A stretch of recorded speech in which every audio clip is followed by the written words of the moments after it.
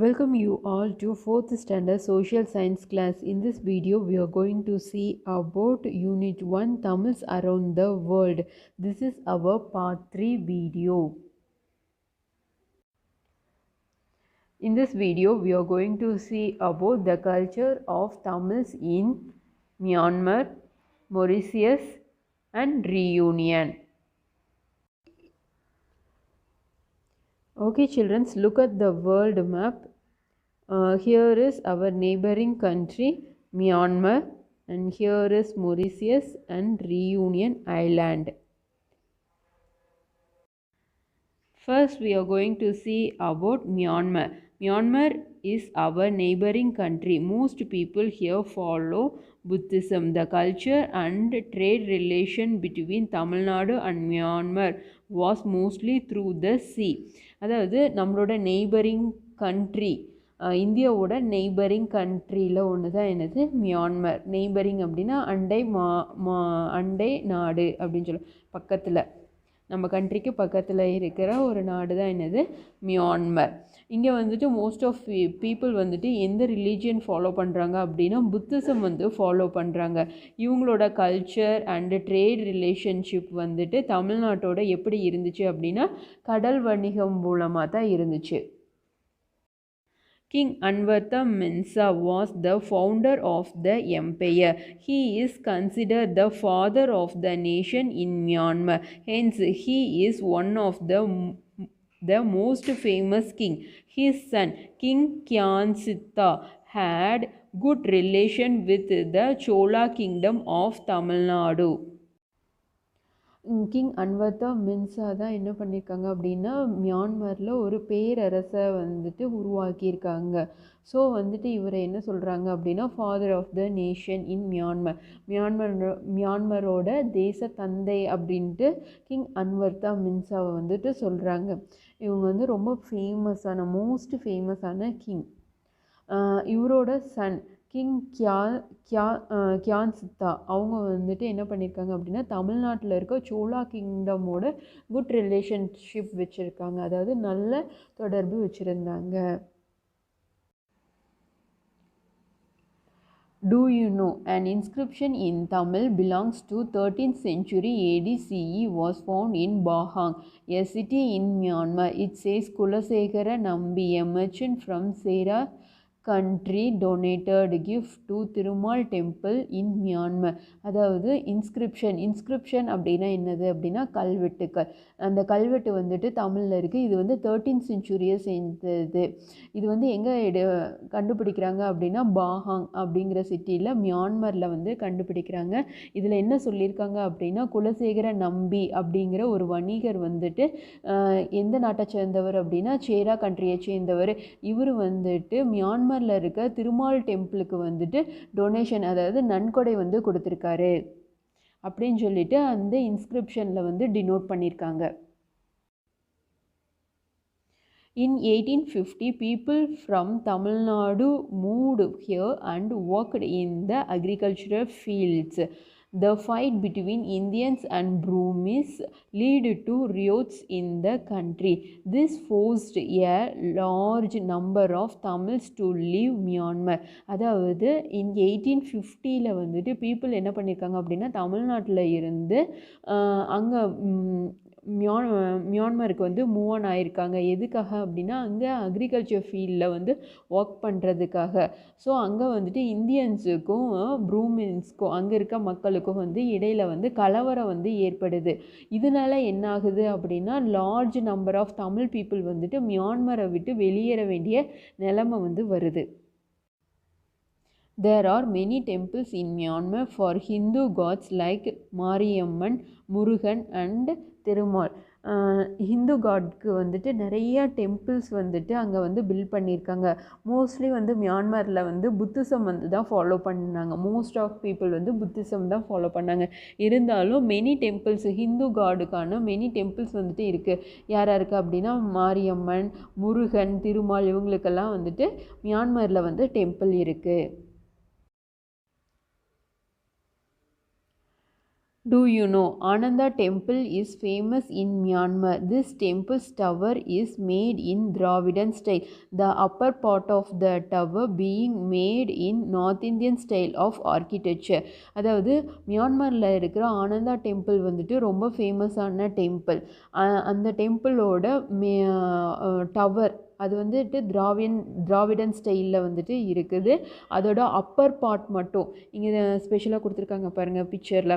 இதோட அப்பர் பார்ட் மட்டும் north Indian style of ஆர்கிடெக்சரில் வந்துட்டு பில்ட் பண்ணியிருக்காங்க.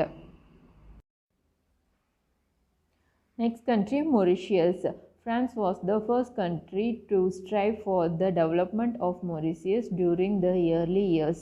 France brought many Indians to this island in the year 1729 AD as they were skilled workers. அதாவது மொரிஷியஸோட டெவலப்மெண்ட்டுக்காக early இயர்ஸில் வந்துட்டு போராடிய முதல் கண்ட்ரி எது அப்படின்னா ஃப்ரான்ஸ் தான். ஃப்ரான்ஸ் வந்து என்ன பண்ணுச்சு அப்படின்னா நிறைய இந்தியன்ஸை வந்து இந்த ஐலாண்டுக்கு மொரிஷியஸ் ஐலாண்டுக்கு வந்து கூட்டிகிட்டு வந்தாங்க. நிறைய ஸ்கில்டு ஒர்க்கர்ஸ் வந்து கூட்டிகிட்டு வந்தாங்க. எந்த இயரில் அப்படின்னா 1729 AD அப்போ கூட்டிகிட்டு வந்தாங்க. எதுக்காக அப்படின்னா மொரிஷியஸோட டெவலப்மெண்ட்டுக்காக. Skilled workers means திறமையான தொழிலாளர்கள். Many Tamils were brought from in and around Pondicherry from 1731 AD. Generally, slaves who lived here were mere laborers, but Tamils went there as skilled laborers and artisans. The Tamils helped the French make this island suitable to live and to construct many buildings. நிறைய தமிழர்கள் வந்துட்டு அதாவது பாண்டிச்சேரியை சுற்றி இருந்த நிறைய தமிழர்களை வந்துட்டு 1731 AD அப்போ என்ன பண்ணாங்க, அது அந்த காலகட்டத்தில் இருந்துட்டு மொரிஷியஸ்க்கு வந்துட்டு கூட்டிகிட்டு போனாங்க. ஏன் அப்படின்னா அங்கே வாழ்ந்த அடிமைகள் வந்துட்டு ரொம்ப திறமையற்றவர்களாக இருந்தாங்க.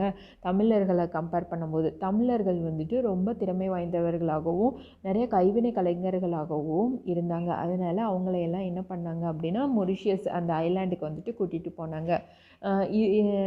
இந்த தமிழர்கள் வந்துட்டு ஃப்ரெஞ்சுக்கு வந்துட்டு ரொம்ப ஹெல்ப்ஃபுல்லாக இருந்தாங்க.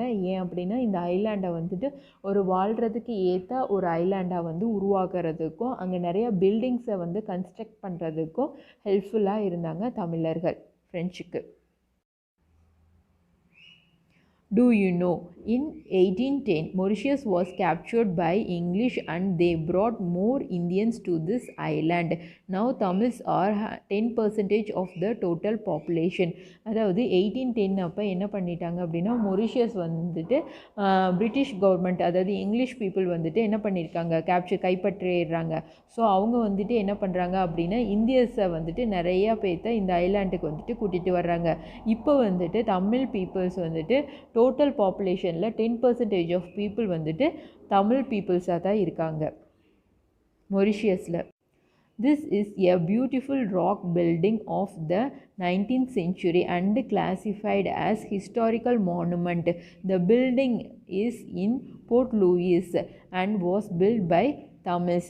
இங்கே இருக்குல்ல போஸ்டல் மியூசியம் அப்படின்னு சொல்லிட்டு போஸ்டல் மியூசியம், இந்த பில்டிங் வந்துட்டு கற்களால் கட்டப்பட்ட ஒரு அழகிய பில்டிங். இது வந்து எப்போ பில்ட் பண்ணியிருக்காங்க அப்படின்னா 19th centuryயில் பில்ட் பண்ணியிருக்காங்க. இதை இப்போ வந்துட்டு ஒரு ஹிஸ்டாரிக்கல் மானுமெண்ட் அப்படின்னா என்னது, நினைவு சின்னம், அதாவது வரலாற்று நினைவு சின்னமாக அறிவிச்சிருக்காங்க. இது எங்கே இருக்குது அப்படின்னா போர்ட் லூயிஸில் இருக்குது. இது வந்து தமிழர்களால் கட்டப்பட்ட ஒரு கட்டிடமாகும். நெக்ஸ்ட் வந்துட்டு இங்கே பாருங்க மொரிஷியஸோட கரன்சி நோட் வந்துட்டு கொடுத்துருக்காங்க. இதில் பாருங்க தமிழில் வந்துட்டு எழுதியிருக்காங்க பாருங்கள், 500 ரூபாய் அப்படின்னு சொல்லிட்டு தமிழில் வந்துட்டு எழுதியிருக்காங்க. Next, last country, Reunion Island. Reunion is an island located in Indian Ocean near Mauritius. It is a part of the French Overseas Department. The French brought Tamils to this island from Pondicherry and Karaikal. In the early days, Tamils worked in tea and sugarcane plantations. Tamil were more than 1/4 of the total population of this island. Last country reunion island. இது வந்துட்டு எங்கே locate ஆகிருக்கு அப்படின்னா Indian ஓஷனில் தான் இருக்குது. Mauritius ஐலாண்டுக்கு பக்கத்தில் இருக்குது. இது வந்துட்டு part of friends overseas department அப்படின்னு சொல்லியிருக்காங்க. இது வந்துட்டு ஃப்ரெண்ட்ஸ் வெளியுறவுத்துறையோட ஒரு அங்கம் அப்படின்ட்டு சொல்கிறாங்க. ஃப்ரெண்ட்ஸ் வந்துட்டு எங்கே இருந்து தமிழ் பீப்புள்ஸை வந்துட்டு அந்த ஐலாண்டுக்கு கூட்டிகிட்டு போனாங்க அப்படின்னா பாண்டிச்சேரி அண்ட் காரைக்கால் இந்த பகுதியில் சேர்ந்து தமிழர்களை வந்துட்டு நிறைய பேர்த்து என்ன பண்ணாங்க அப்படின்னா ஃப்ரெண்ட்ஸ் அந்த பீப்புள்ஸ் வந்துட்டு ரியூனியன் ஐலாண்டுக்கு வந்துட்டு கூட்டிகிட்டு போனாங்க. ஏர்லி டேஸில் வந்துட்டு இவங்க வந்து டீ அண்டு சுகர் அந்த தோட்டத்தில் வந்துட்டு ஒர்க் பண்ணுறதுக்காக கூட்டிகிட்டு போனாங்க. இப்போ இந்த ஐலாண்டில் 1/4 பாப்புலேஷன் வந்துட்டு தமிழர்கள் தான் இருக்காங்க. அதாவது 4/1 பங்கு வந்து தமிழ் மக்கள் தான் இந்த ரியூனியன் ஐலாண்டில் இருக்காங்க. There are no difference among Tamils based on caste and religion there. Still, many Tamils work in the agricultural sector. The educated Tamils also hold high position in both government and private office. The interest of Tamils to learn Tamil and its culture are still strong in the island. இந்த reunion ஐலாண்டில் வந்துட்டு caste அதாவது சாதி சமயம் அப்படின்னு சொல்லிட்டு எந்த வேறுபாடும் இல்லாமல் எல்லோரும் ஈக்குவலாக தான் இருக்காங்க. இன்னுமே நிறையா தமிழர்கள் வந்துட்டு அக்ரிகல்ச்சர் செக்டரில் வந்துட்டு ஒர்க் பண்ணுறாங்க. அது இல்லாமல் எஜுகேட்டட் நல்லா படித்த தமிழர்கள் வந்துட்டு போத் கவர்மெண்ட்லேயும் ப்ரைவேட் ஆஃபீஸ்லேயும் ஒரு ஹை பொசிஷனில் கூட இருக்கிறாங்க. அங்கே வந்துட்டு இருக்கிற தமிழர்கள் தமிழையும் தமிழர்களோட கல்ச்சரையும் லேர்ன் பண்ணிக்கிறதுக்கு ரொம்ப இன்ட்ரெஸ்டாக இருக்காங்க. Next one, do you know? Magical Angkor remains one of the most famous mountain temple. King Suryavarman II began its 30-year construction in the 12th century.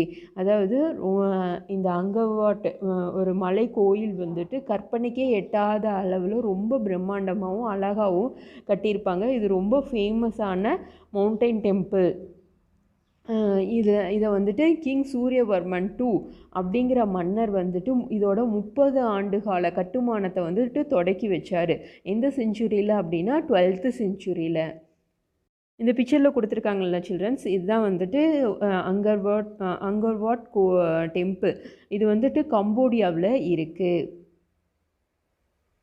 Next, do you know? Tamil find place not only in Indian currency note but also in the currency of other 3 countries as follows: Sri Lanka, Mauritius and Singapore. நம்மளோட currency நோட்டில் மட்டும் தமிழில் எழுதலை.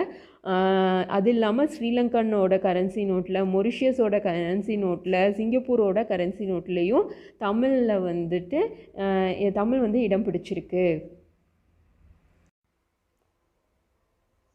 Do you know? Tamil Heritage Month in Canada. A decision was made by the government of Canada on October 5, 2016 to declare the month of January as Tamil Heritage Month. This recognizes the contribution that the Tamil Canadians have made to the Canadian society. Conclusion. In ancient times, Tamils sailed to many nations as traders and warriors.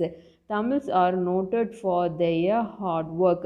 It elevated the living standard of the Tamils. Tamils in abroad feel proud to be a Tamil. அதாவது பண்டைய காலத்தில் தமிழர்கள் வந்துட்டு கடல் வழியாக பல இடங்களில் வந்துட்டு பல நாடுகளுக்கு வந்துட்டு வணிகர்களாகவும் போர் வீரர்களாகவும் போனாங்க. அவங்களோட கடின உழைப்பு வந்துட்டு மிகவும் முக்கியமானது. தமிழர்களோட கடின உழைப்பு வந்துட்டு மிகவும் முக்கியமானது. இது வந்துட்டு தமிழர்களோட வாழ்க்கை தரத்தை வந்து உயர்த்துச்சு.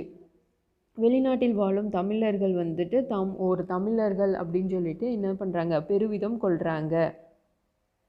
Thank you children's.